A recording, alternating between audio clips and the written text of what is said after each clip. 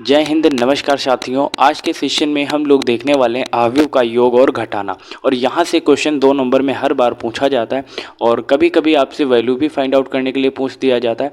तो किस पैटर्न पर यहाँ से क्वेश्चन बनते हैं वो पैटर्न समझेंगे। और वैसे भी हमने इस सीरीज में आपके कॉन्सेप्ट को क्लियर करने का आपसे प्रॉमिस किया है, तो वो भी तो कंप्लीट करना है। प्रीवियस ईयर क्वेश्चन किस पैटर्न पर बनते हैं और कहाँ से पूछे जाते हैं, हम ये सभी आपको प्रोवाइड कर रहे हैं इस सीरीज में। डेफिनेटली हम एनसीईआरटी के जो एक्सरसाइज है वो तो नहीं कर रहे हैं, लेकिन हम उसका जो कॉन्सेप्ट होता है वो हम आपका प्रिपेयर कर रहे हैं, वो बिल्ड कर रहे हैं। और उसके बाद आप देखिए, जब आपका कॉन्सेप्ट क्लियर होता है तब आप एक्सरसाइज के जितने भी क्वेश्चन हैं वो कर सकते हैं, है ना। मैं आपको 100 क्वेश्चन कराऊं वो बेहतर रहेगा, या मैं आपका कॉन्सेप्ट क्लियर कराऊं वो बेहतर रहेगा। आप सभी को कमेंट बॉक्स में अपनी ओपिनियंस बताने, है ना। तो जब आपका कॉन्सेप्ट क्लियर होगा तो 1000 क्वेश्चन भी कर सकते हैं, 2000 भी क्वेश्चन कर सकते हैं। और जब आपका कॉन्सेप्ट ही क्लियर नहीं होगा और अगर मैं 2000 क्वेश्चन आपको करवा दूं तो आपके लिए सिर्फ वो बोरिंग हो बन के रह जाएगा और कुछ भी नहीं होगा, है ना। तो कॉन्सेप्ट क्लियर कराना ये मेरी जिम्मेदारी है और उसी के उद्देश्य से, उसी के पर्सपेक्टिव से हम ये सीरीज आपको प्रोवाइड कर रहे हैं। और आज के सेशन में देखने वाले हैं अवयव का योग और घटाना।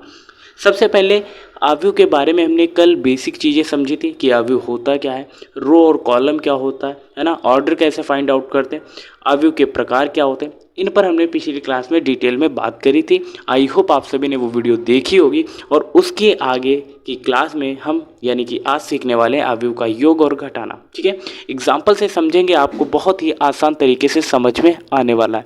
यहाँ पर हम एक मैट्रिक्स ले लेते हैं, ए बराबर यहाँ पर 1 2, यहाँ पर 3 और यहाँ पर 4 ले लेते हैं। ये ए मैट्रिक्स हो गया। अच्छा जी, अब बी मैट्रिक्स हम यहाँ पर ले लेते हैं, जैसे यहाँ पर ले लेते हैं 3 4, यहाँ पे 7, ठीक है, और यहाँ पर 2। ये हमने ले लिया बी मैट्रिक्स। अब आपको इसका एडिशन फाइंड आउट करना है, ए प्लस बी, ठीक है ना। ए प्लस बी फाइंड आउट कर लेते हैं। चलिए भाई करते हैं। अब ए प्लस बी कैसे फाइंड आउट करेंगे, चलिए ये बहुत बड़ा मेजर होने वाला है आपका इशू, क्योंकि आपको समझ में ही नहीं आ रहा है कि कैसे ए प्लस बी करेंगे।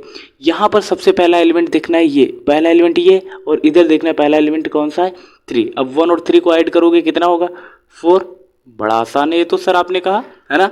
उसके बाद ये दिया है सेकेंड एलिमेंट 2 और यहाँ का सेकेंड एलिमेंट 4। 2 और 4 को ऐड करोगे कितना होगा, 6। अरे वाह, ये तो समझ में आ गया ना समझ में।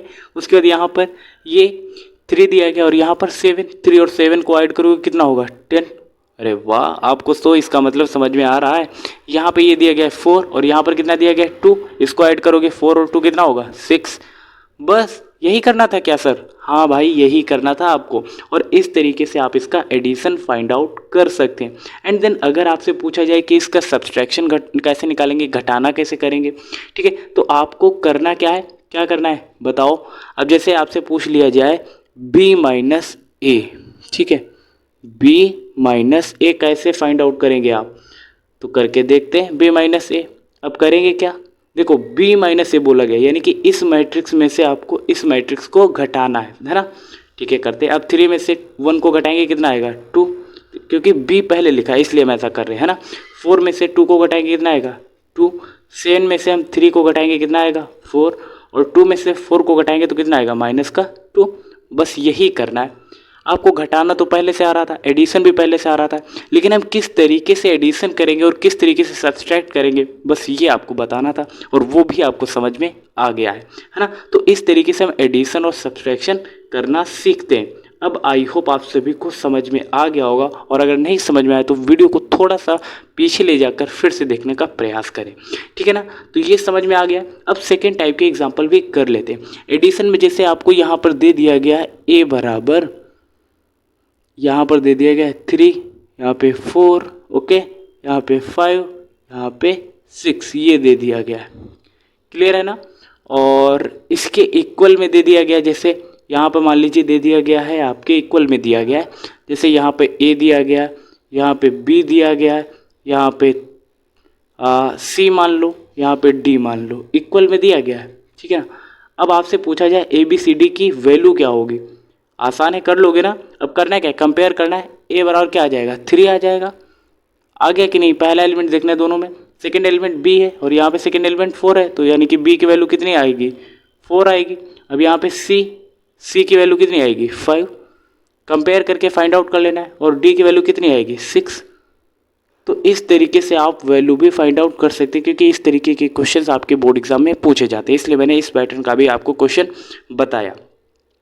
अब हम चलते हैं एनसीईआरटी के कुछ क्वेश्चंस करते हैं जो आपके एग्जाम में काफ़ी बार पूछे गए। जैसे पहला क्वेश्चन यहाँ पर ये दिया गया, ए बराबर दिया गया है ये, ठीक है, एक ये मैट्रिक्स दिया गया और बी बराबर ये दूसरा मैट्रिक्स दिया गया है।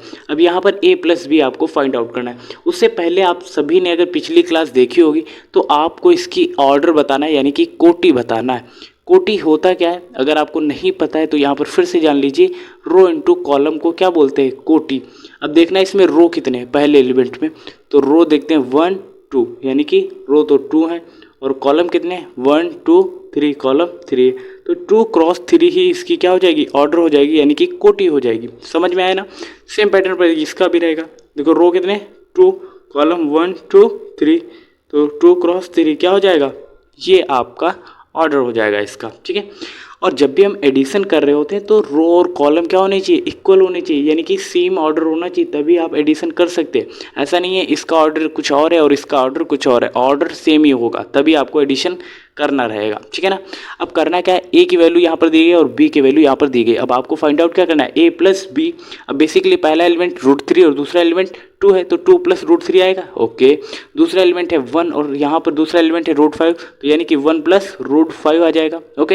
अब यहाँ पर -1 है और ये प्लस का 1 है, ऐड करोगे तो 0 आ जाएगा, वो भी कर लिया, ठीक है। ये ए प्लस बी की वैल्यू ही यहाँ पर लिखी गई है, ये प्लस का 2 ये माइनस का 2, तो प्लस माइनस 2 क्या होगा, 0 हो जाएगा, प्लस का 2 और माइनस का 2 0 हो जाएगा ना, यहाँ पे 3 यहाँ पे 3, तो 3 3 6 हो जाएगा, 0 और 1/2, तो यानी कि 1/2। तो इस तरीके से हमने a प्लस बी की वैल्यू यहाँ पर फाइंड आउट कर ली है, ठीक है ना। आई होप आप सभी को समझ में भी आ गया होगा। और अब हम चलते हैं आगे के क्वेश्चंस करते हैं जो आपके लिए काफ़ी बार क्वेश्चन पूछे गए। एक्सरसाइज 3.2, ओके, 3.2 एनसीईआरटी की आप ओपन कर सकते हैं बुक, वहाँ पर ये पहली एक्सरसाइज दी गई।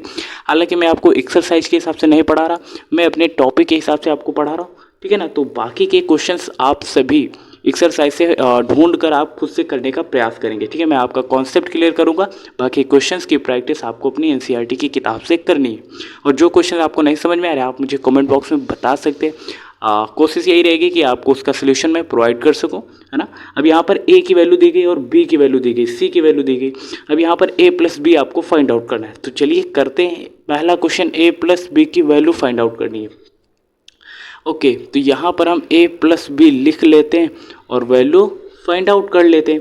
देखो a की जगह पे यहाँ पे पहला एलिमेंट 2 और यहाँ पर दूसरा एलिमेंट 1, तो 1 और 2 कितना हो जाएगा 3, यहाँ पे 4 और यहाँ पे 3, 4 3 कितना हो जाएगा 7। एडिशन कर रहे हैं 2 और माइनस का देखो 3 यहाँ पे दिया गया, यहाँ पे माइनस का 2 तो 1 आएगा, 2 और 5 कितना आएगा 7।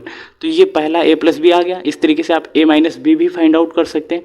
और ये मल्टीप्लाई करना हम कल सीखेंगे, ये 4th वाला और 5th वाला क्वेश्चन कल करेंगे।